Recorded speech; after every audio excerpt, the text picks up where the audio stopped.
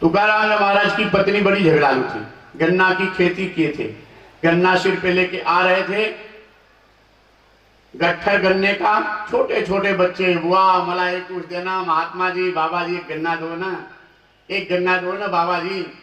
तुकाराम जी महाराज आत्मीय दृष्टि, भगवान के रस में डूबे हुए तुकाराम जी महाराज,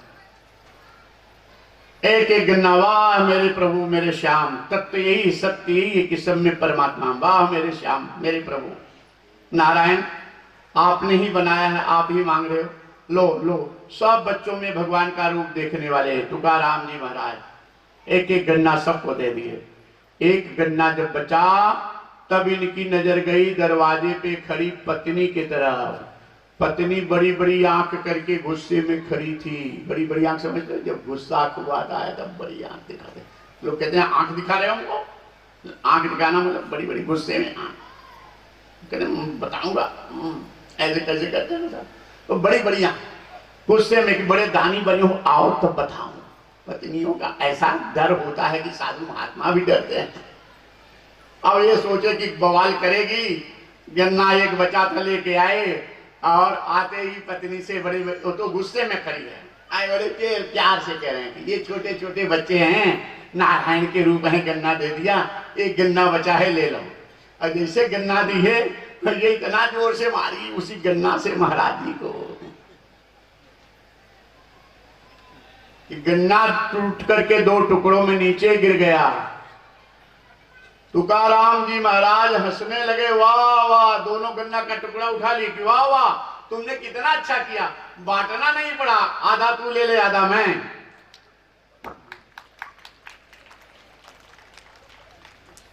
देखो सत्संग ये बड़ी गहरी बात है, कथा सुनते रहते हो लेकिन जब अनुभवी संत मिलेंगे तब तुमको उसी कथा का अर्थ अलग हो जाएगा और सही भाव जीवन से उतरेगा। मतलब ऐसे समय में अगर तुम लोगों की पत्नियां मारी होती तो तुम लोग क्या करते? अगर पत्नी से तगड़े होते तो पटक के मारते डिसिम डिसिम। अगर पत्नी तगड़ी होती कि डर लगता है कि अगर पकड़े तो कहीं ये न दबाई मारे, तो लाठी डंडा उठा तर मारते। और तब क्या करते उसके आगे? फिर मारते तो इसके बाद हॉस्पिटल लग जाते, पैसा खर्चा करते, दवाई करते, घर की शांति खत्म। लेकिन तुकाराम जी महाराज किसके प्रभाव से? सत्संग के प्रभाव से। तुकाराम जी महाराज सत्संग शब्द के ध्यान रखना, यहाँ बुद्धिजीवी वर्ग भी बैठे हो। सत्संग विषमता में समता का दर्शन कराता है। सत्संग विषमता में समता का दर्शन। ये सृष्टि तीन गुणों से बनी है, रजो तमो सतो, ये तीन की संख्या विषम है।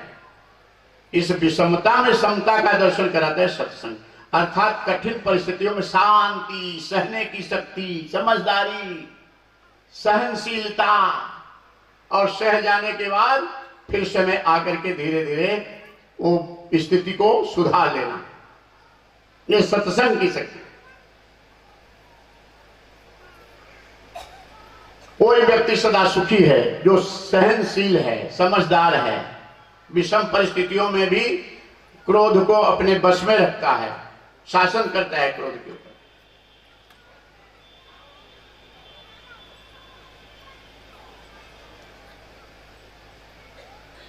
एक नाथ महाराज एक दिन यही तुकाराम जी महाराज भगवान कृष्ण के मंदिर में गए तो नाचने लगे, वाह प्रभु मेरे श्याम कन्हैया, आपने क्या कृपा कर दिया। सावधानी से सुनो, आपने क्या कृपा कर दिया, मेरी पत्नी झगड़े वाली दे दी, झगड़े वाली पत्नी दे दी मेरी।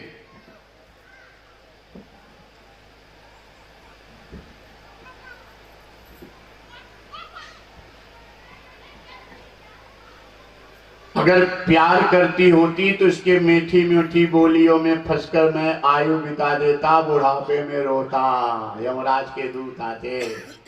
ये झगड़ा करती रहती, फटकारती रहती है, इसके तरफ से मेरा मन हट जाता है और हट करके भगवान को भजता हूँ और तुझे पा गया। इसलिए जिसकी पत्नी झगड़ालू हो तो खुश हो जाओ, अच्छा है, भगवान से प्रेम करो। मन प्रेम किए बिना नहीं रहेगा, चाहे जहां करो। चाहे शराब से प्रेम करो, चाहे भजन से, चाहे झगड़ा से, चाहे बेईमानी के मुकदमा से प्रेम करो, चाहे घुसखोरी से प्रेम करो, चाहे ईमानदारी से प्रेम। मन प्रेम करेगा, मन को जहां लगाओगे वहां लगेगा। इसलिए सत्संग से अपनी बुद्धि को सतोगुणी बना करके मन को सत्कर्म में लगाए, कल्याण हो जाए।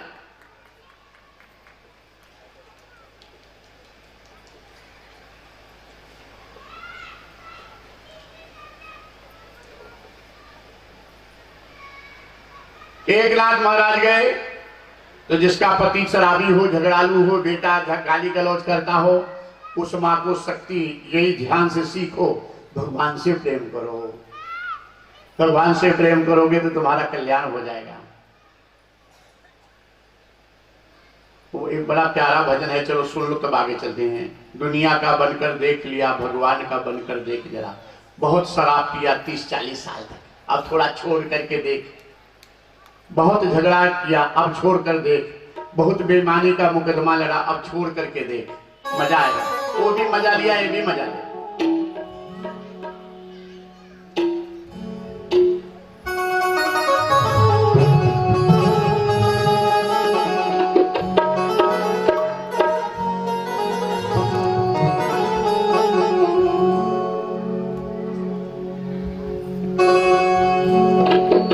दुनिया का बन कर देख लिया, भगवान का बन कर देख जरा।